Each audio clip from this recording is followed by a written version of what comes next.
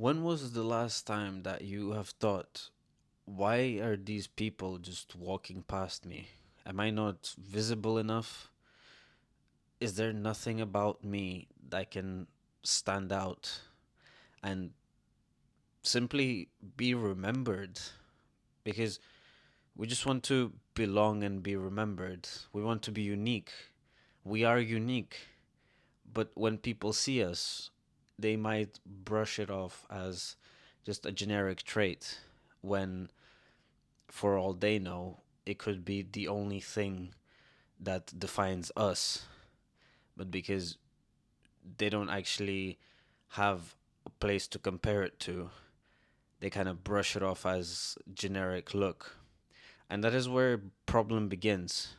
The problem begins is where the trust is broken without you getting even a chance to build it. And you don't get to build it simply because there is nothing specific memorable enough. We are in the age of very quick attention, right? We all know that. We all scroll like crazy. Literally every single one of them, and us, and them, everyone. And we don't even realize we're doing it sometimes, right? That is how bad it got.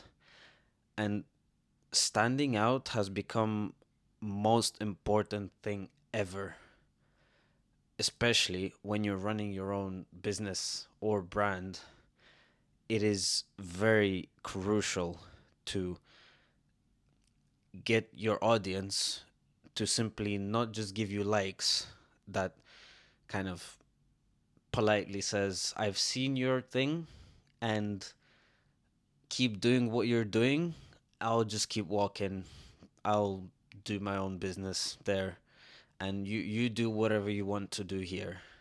But this way, we don't actually get any clients. So the fact that they like our posts doesn't help us in any way, even though they think they're being polite and we will be happy with the like. No, we're not. Like, we need people to actually listen to us, and not because we're some dictator. We need to show them that we have sacrificed things to gain something, and now we want to give back to community or the society that we surround ourselves with, and we have something of value to give them. But because there's no trust, there is no payment that can come through. Because there's no trust, there's no image. And if there's no image, there's no remembering. And if there's no remembering, no one's gonna think about you twice. They will see you and they'll be like, "Oh yeah, I've seen that guy, but like, what's his name? What he looks like? What did he do? I don't know." Because of this, it's very important to get another thing. There's another sentence that you need to align yourself with, and it will build trust as soon as it's kind of processed by the audience, by the brain. When they see it, they're like, "Oh, this is this guy. I've seen him before. I know what he's doing. I know what he does because I don't know, he's got these pink socks that he wears all the time, or he's got this weird hat. Like, it's kind of weird, but I kind of like it because no one else does it." These type of things. It could be physical, or it could be like a character thing. The key here is to evoke an emotion, because brand is a feeling that you make your audience feel. And that feeling is what anchors you in their experience.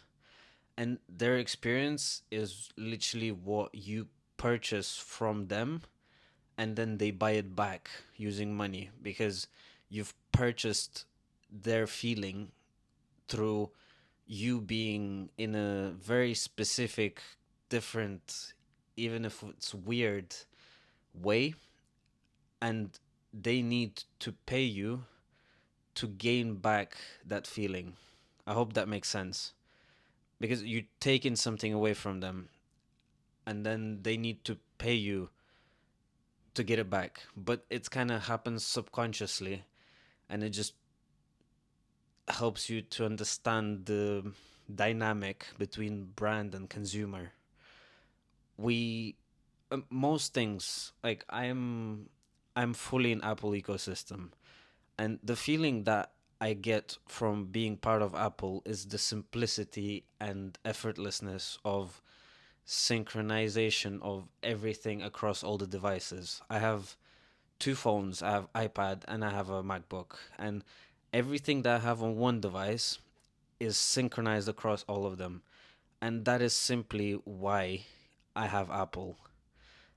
It's also the user experience is very smooth, very simple, nothing over excessive, and it just makes your day better. You just kind of sit and it feels effortless, but there's so much thought and so much analysis that went into it. That's why being consumer is the easiest thing ever today, and being the supplier of the brand becomes way harder every year because more and more people get creative with their brands. So we have to work even harder every single year unless we already have a brand and we're remembered. So do remember this, it's the feeling that you sell, not an item.